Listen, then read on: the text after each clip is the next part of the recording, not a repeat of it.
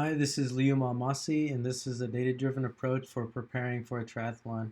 We're going to look at top event placeholders and the probability of them winning the triathlon overall, correlations of variables in relation to first place of the triathlon, and then a deeper dive in those variables, and then finally a conclusion.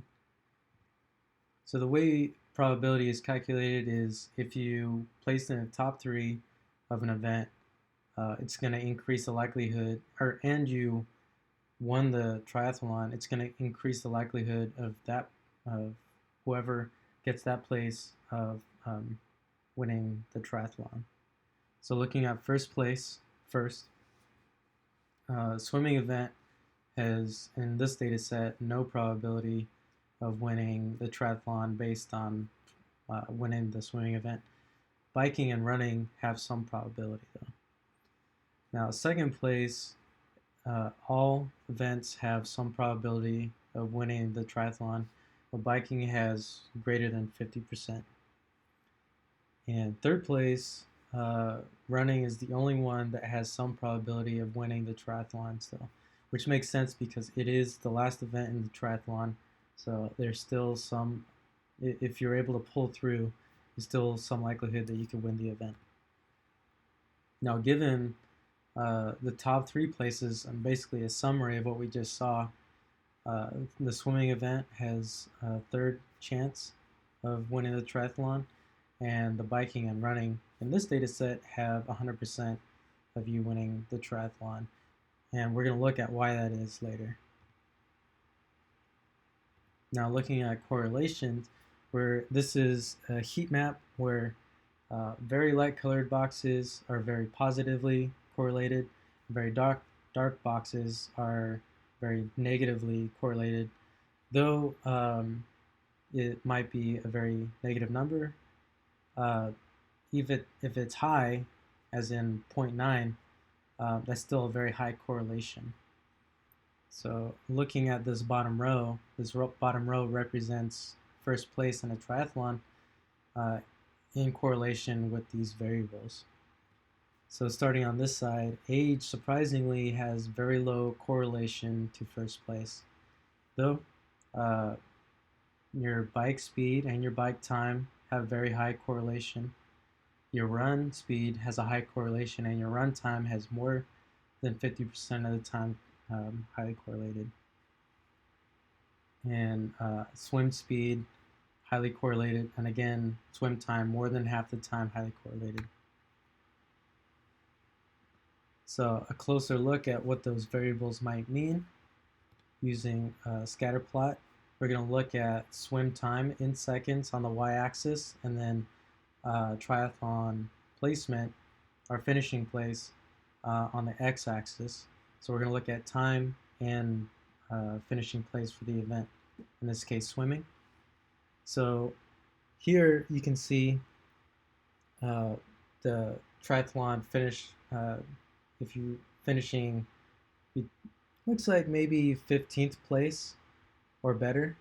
Very high competition, roughly the same finishing time, and then the deviation between 15th place or worse, the deviation exponentially increases.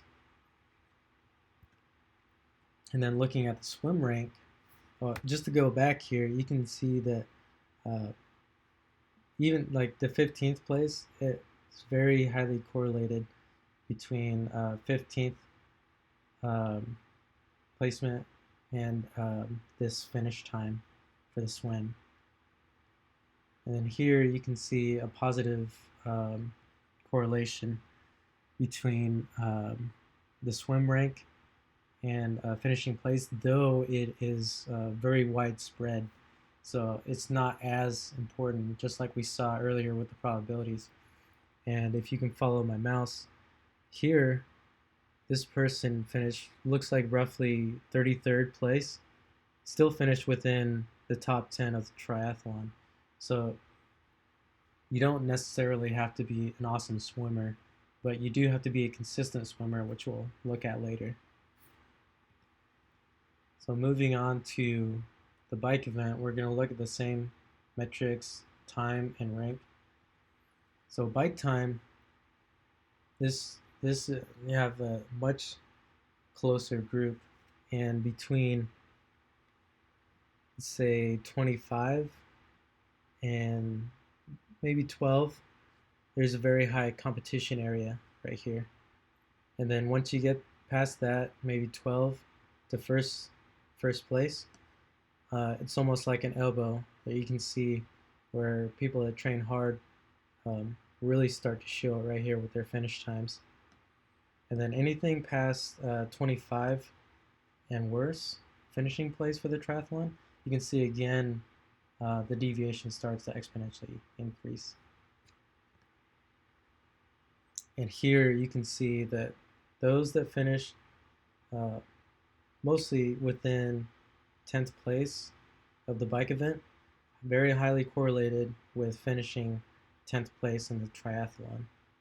So you might have a small outlier, just a couple, but other than that, you can see that outside the 10%, it's the tightest group here. The rest has a very high deviation.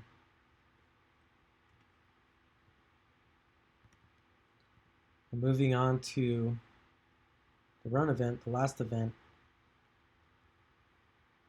you can see that even though there's a small elbow here around the 10th finish place for the triathlon, there's a small elbow, but roughly between, let's say, 21st finish place and better, very high competition in this area.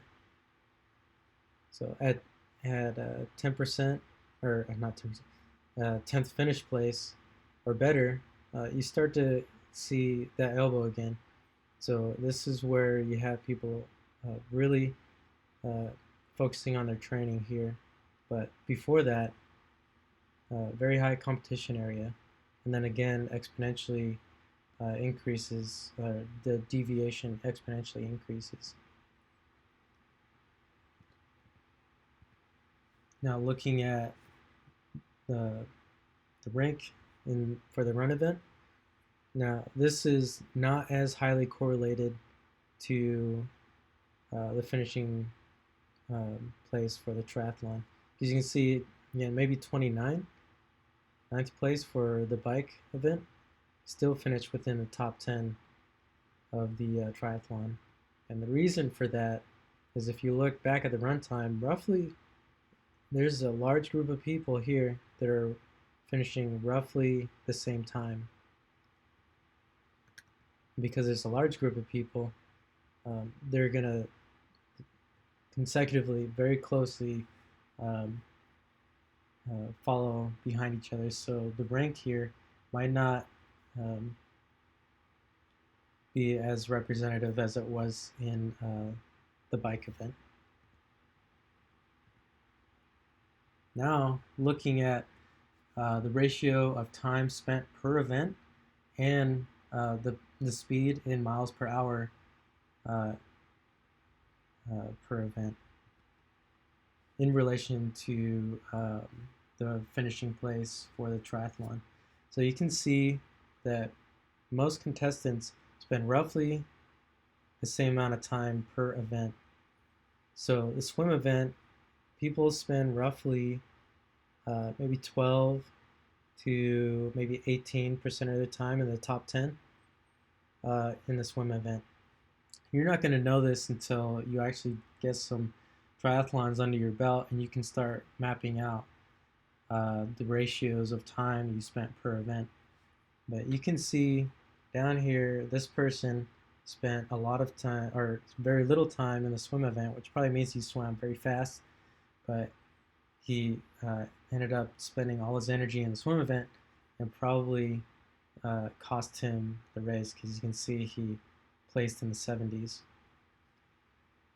Now looking at the run event,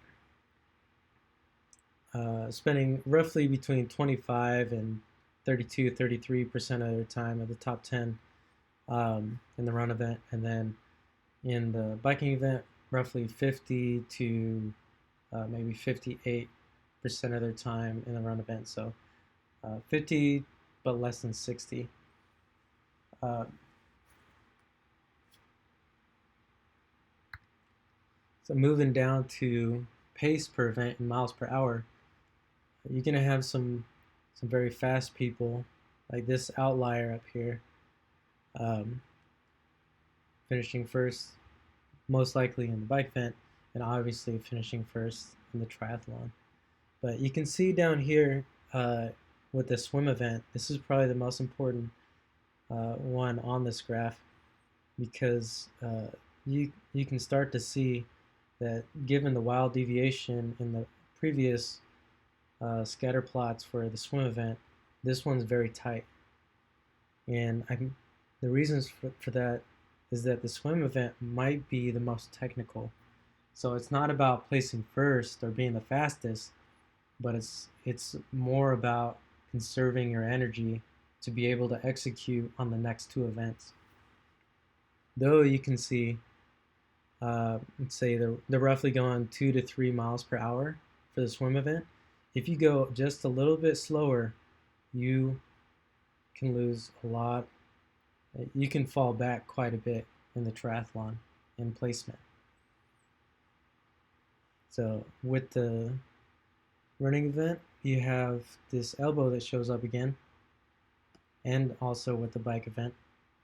And with the running and the bike event, it's this 10 to 20% range, or not placement, of the triathlon from 10 to 20 is very high competition area. And then from there, it starts to deviate again and go slower. So once you get up to this, up to 20th place, you're going to start running into a lot of competition. And then you're going to have to start separating yourself from the pack once you get to 10th place and higher, or better.